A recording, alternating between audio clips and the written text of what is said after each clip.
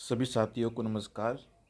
तो आज अपन सफ़ेद लठ जो है वाइट ग्रब, उसके बारे में, उसकी जो लाइफ साइकिल है उसके बारे में बात करने वाले हैं। तो आज अपन इसको स्टार्ट करते हैं। सफ़ेद लठ का, वाइट ग्रब का जो साइंटिफिक नेम है वो है होलोट्रिकिया कॉन्सिनगुनिया। क्या नाम है? होलोट्रिकिया कॉन्सिनगुनिया इसका साइंटिफिक नेम है। ये कोलियोप्टेरा गण के अंदर आता है। इसका जो कुल है वो है मेलोनथीडी। कौन सा कुल है? मेलोनथीडी कुल के अंदर ये आता है। अब बात करते हैं अपने इसकी लाइफ साइकिल की। तो इसकी जो लाइफ साइकिल है उसके अंदर 4 अवस्थाएं होती है।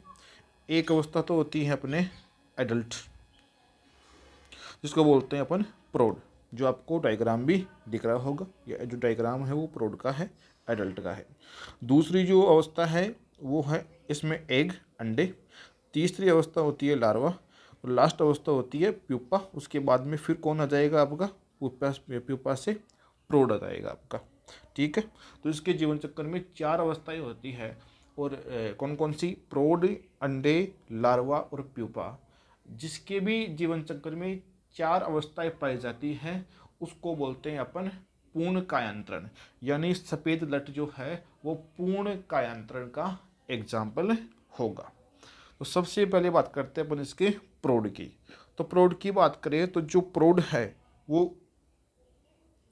अपने बात करें मानसून या फिर उससे पहले की। तो मानसून या उससे पहले की जो पहली बारिश है, यानी अपन बात करें कि मानसून के पहले की तो मई और जून के आसपास की जो बारिश है, तब जब भारी बरसात होती है मई जून के आसपास, उस समय रात्रि में 7:30 बजे के आसपास ये जो प्रौढ़ भृंग है वो वहाँ से भूमि से बाहर आते हैं और जो पोषी पौधा है उस पर आकर के ये एकत्रित हो जाते हैं। फिर पौधे पे आने के बाद में नर भृंग जो है वो जो मादा भृंग जो है वो नर भृंग को मैथुन के लिए क्या करती है? आकर्षित करती है।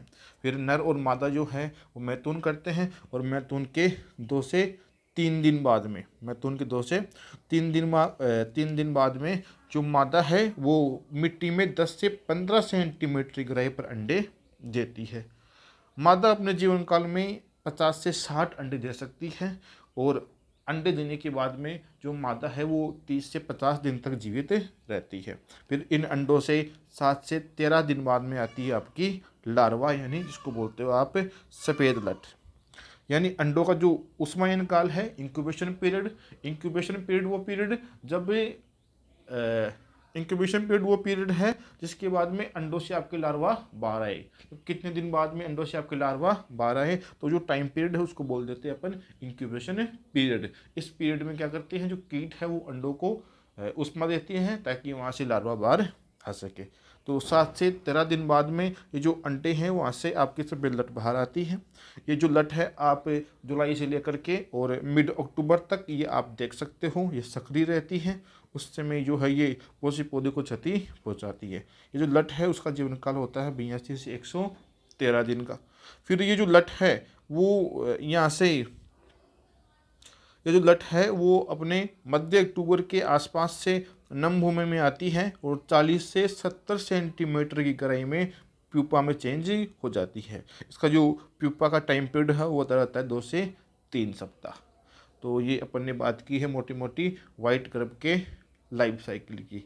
और अगले लेक्चर में अपन बात करेंगे कि जो वाइट ग्रब है उसके क्षति की और इसके महत्व की, इसका इम्पोर्टेंस क्या होता है, इसके बारे में। आज के लिए इतना ही। धन्यवाद दोस्तों।